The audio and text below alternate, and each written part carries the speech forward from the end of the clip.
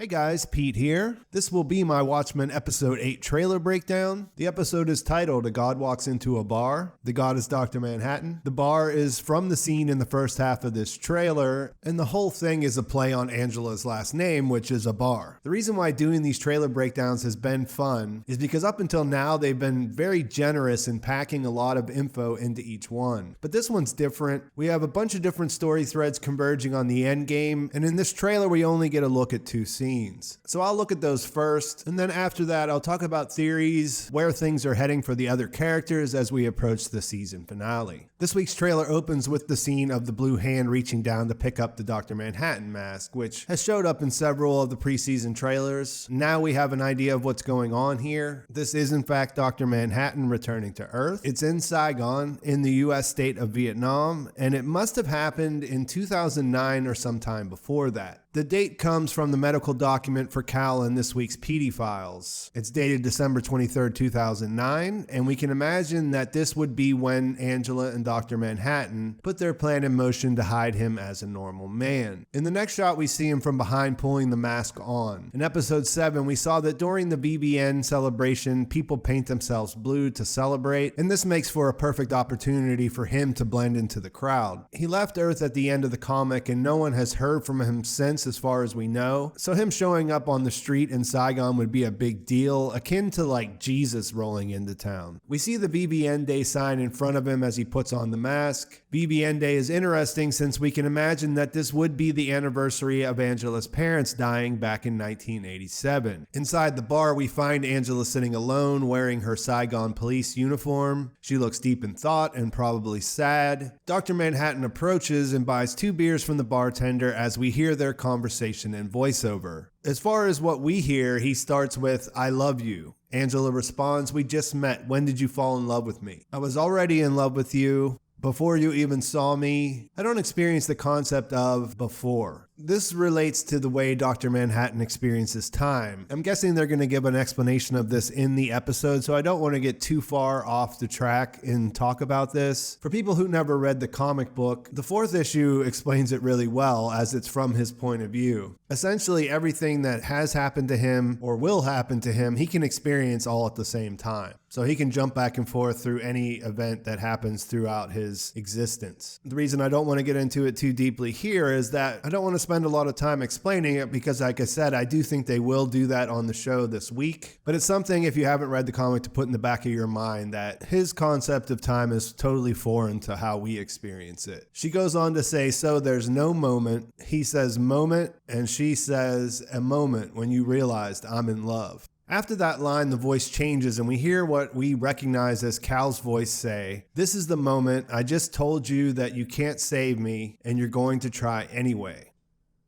There's a lot of stuff going on in these few back and forth lines. The first thing was that experience of time. Overall, this feels like a first date. From Angela's point of view, it is their first meeting, but Dr. Manhattan already knows how it's going to go and what's going to happen afterwards. From the trailer, it appears that Dr. Manhattan returned to Earth for this meeting. I don't think we can say that for sure. It's definitely possible he came back for something else and this is something that happens while he's there. What stands out to me after watching this thing over and over is how relaxed Angela is sitting across from what could best be described as a god. It says a lot about the character development they did leading up to this moment. And I think that's what's going to make this interaction so interesting, is that she's not a normal person. She's already been through a lot. We don't know what's happened to her over the last 20 years or so since we saw her as a child, but at least from the little bit we see in the trailer, she's not freaked out by the situation. After the reveal last week that Cal was Dr. Manhattan, the first big question that comes up is, why is he hiding as Angela's husband? In an interview with The Hollywood Reporter, Lindelof explained the decisions the writers made in relation to that. He said, "So how could Dr. Manhattan, a man with the power of God, be in service of Angela's story as opposed to the other way around? Based on his past and all the tropes of Greco-Roman mythology, the answer was intuitive: love." And you might be sitting there rolling your eyes, the secret ingredient is love, but the based on his past part tracks with what we know about Dr. Manhattan from the original comic.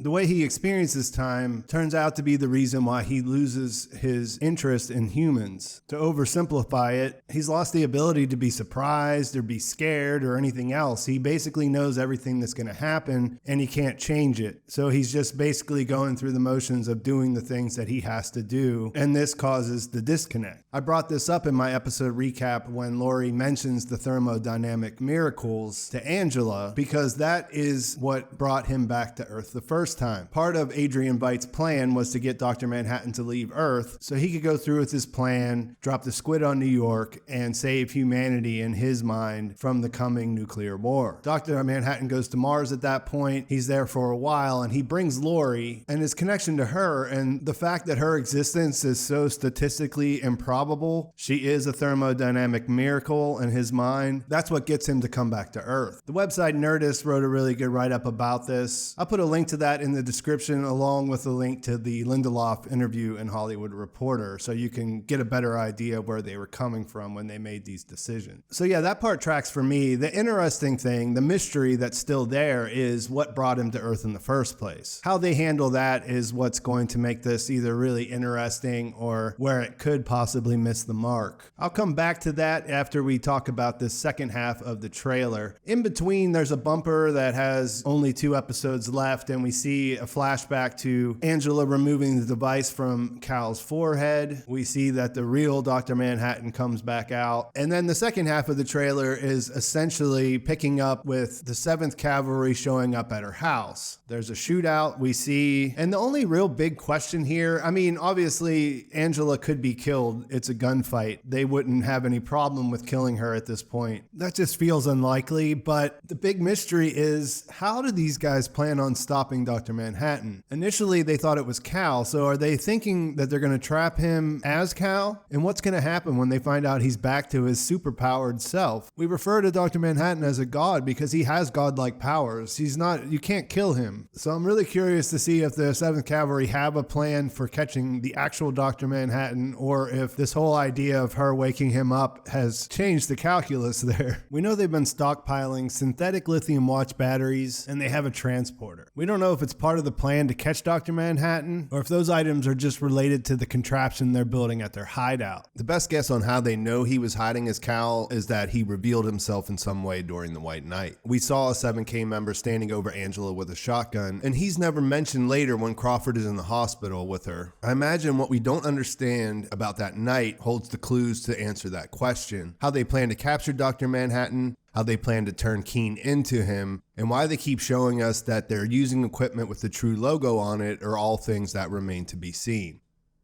A lot of the conversation I've seen has gone back and forth about who will actually play Dr. Manhattan. We hear the voice change clearly from the first half of the trailer to the second, but I can't say with 100% certainty that it's not the same actor just altering his voice or the voice being altered. My initial take was that there would be a different actor because the voices sound different. One that plays Dr. Manhattan, that guy gets turned into Cal, and then who knows what the body will look like after he wakes back up. But if you listen, it's possible that the same actor is being used throughout. Let me know in the comments what you guys think about that. There's a theory that Dr. Manhattan created Veidt's prison and the Phillips and Crookshanks clone. People have speculated that these were made to be copies of John Osterman and his first girlfriend in the comic, Janie Slater. Kind of a god-making man in his own image situation. That led to people guessing that Tom Meissen, who plays Mr. Phillips, would play Dr. Manhattan. But this promo photo they released where you can see his whole body doesn't look like him, in my opinion. It doesn't mean the theory's wrong, but we'll have to wait and see who's going to actually be playing Dr. Manhattan when he arrives. So as far as theories go, it's not a big stretch to think that Looking Glass is going to come back. We know there's a missing Rorschach mask, which leads to the idea that he's either going to save Laurie over at the JCPenney, or he'll be at this shootout at Angela's house and he'll play a part in that somehow. As far as endgame theories, I'm at the point where I feel like if there are credible clues, then we have to lean towards thinking they're pointing us in a direction. The first 2 reveals were the kind of things that, even when you heard it, they could feel far-fetched. As it turns out, both things make a whole lot of sense, and they make for a good story once you know the whole story of how that was inserted into what they were doing. So when I first heard the theory that Adrian Veidt was trapped inside the statue, that didn't sound like it would be true. After learning what we've learned returned, I kind of think that's probably what's going on. Same goes with him being Lady True's father. Preseason me wouldn't have thought that was a possibility at all, based on what we know about Adrian Veidt from reading the comic. But based on everything we've seen in the show, it sure seems like there's a very good chance that he is Lady True's father. I feel pretty good that if that's what they had in mind, then they'll make it all make sense. The same thing goes with Dr. Manhattan. It's hard to imagine that he spent the last 10 years hiding as someone's husband in a way that he didn't know what was going on at all. He basically lost his identity to become a regular human. When they fill in the rest of the details, I think it's going to probably make sense. So all of these things that have been sticking around, Veidt crashing down on the farm that True bought, that's probably the case. There's probably more to the story. Him being in the statue, definitely possible. And him being the father of Lady True, almost for sure. Because the only other real candidate would be the comedian, and I don't know how that's supposed to happen where he's going to come back. I definitely like Veidt better if one of them's going to show up, for sure. As for Veidt, as far as his prison, who made it, how he ended up there, and how he will eventually return to Tulsa, it's all pretty confusing. The last time he was seen in public was 2007. The last time Dr. Manhattan was 2009. We know he's on Europa, and a regular spacecraft that takes about 6 years to get there, and we're fully expecting him to return by 2019. All of that gets a little bit more confused because Lady True mentioned that she had created some kind of different propulsion, which may change that travel time. And you see, it's just a big mess. I kind of feel like he has to be put there by Dr. Manhattan, even though I like that idea less because of the travel time. On one hand, it could make sense that he was transported there by Dr. Manhattan. Dr. Manhattan went into hiding, and now he's stuck, and that's why he's making this sign that says, "Save me, D," D being daughter. I've read and reread all the PD file documents trying to make all the dates work out, and I didn't have an aha moment where I was like, oh yes, he obviously left at this point. This pins down who sent him and how he got back, and so I just leaned towards Dr. Manhattan putting him there because he had to get there quickly, and Lady True bringing him back. All the other details are up in the air. We'll have to wait and see. So I'm going to leave it there. There's a lot of other good theories going around, but those are the ones I feel like are probably going to play out based on clues that have been hidden throughout the story. Lady True and her endgame is pretty much a mystery still. She's going to do something that's supposed to make the world a better place. We're probably going to be left wondering if it did that or not. Probably has something to do with that big clock that she's building. Probably has something to do with the TVs that she gave everybody. Probably has something to do with memories, probably has something to do with mind control technology, but we'll have to wait and see. Let me know in the comments which theories you like, which ones you think are going to turn out to be true. We only have 2 episodes left, so how do you think this thing is going to end? Please like the video if you enjoyed it. Please subscribe to my channel if you haven't already. Thanks for watching. I will talk to you soon.